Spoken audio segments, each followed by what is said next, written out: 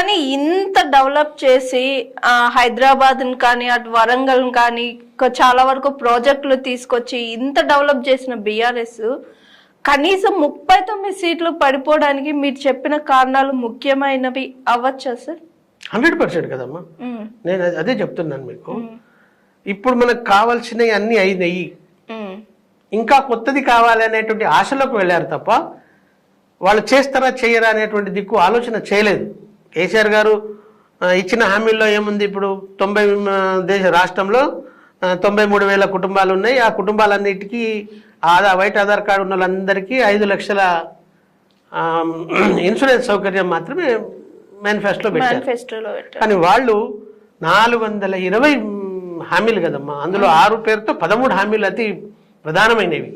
So వాటి మీద ఎక్కువ ధ్యాస పోయింది. నేను ఇప్పుడు చెప్పినటువంటి మన వాళ్ళు పనిచేయడంలో లోపమైంది. ఆ 2 వర్గాలు ఉన్న చోట వాళ్ళు కూడా సరి అయినటువంటి పద్ధతుల్లో చేయలేదు. ఈ రకంగా మీరు అన్నట్టు అభివృద్ధి అనేది అందరి కోసం చేశాడు ఆయన. వ్యక్తులుగా కూడా ఇప్పుడు మొన్న చాలా మంది వృద్ధాప్యంలో ఉన్నటువంటి అమ్మలు ఇంకా మాకు ఎప్పుడు వస్తాయి 4,000 ఇస్తామంటే కాంగ్రెస్ కోటేశాం అని మా ట్రేడ్ యూనియన్లో పనిచేస్తున్నట్టు వాళ్ళే మమ్మల్ని అడుగుతున్నారు. అంటే మేము చెప్పింది కూడా వారు వినలే. 2,000కు బదులు 4,000 కనిపించాయి వాళ్ళకి తప్ప.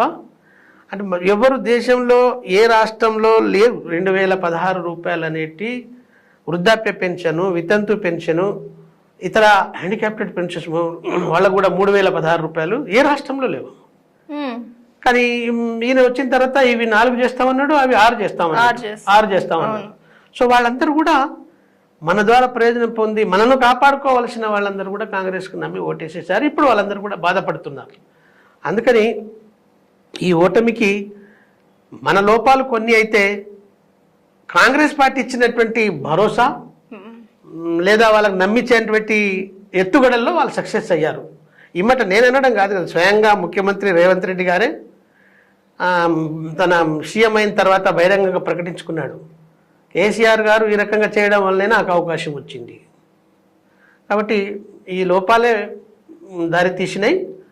కానీ తిరిగి ప్రజలు యాజ్ ఇట్ ఈస్గా వాస్తవాన్ని గ్రహించే రోజులు వచ్చేసినాయి. కంపల్సరిగా బీఆర్ఎస్ పార్టీ నెక్స్ట్ రాబోయేటువంటి ఎన్నికల కల్లా తిరిగి 100% నిలబడి. Hi, this is Swathi. Like చేయండి, షేర్ చేయండి, కమెంట్ చేయండి అండ్ సబ్స్క్రైబ్ చేయండి GRTV. Hi, this is Monica. Please like, share and subscribe GRTV.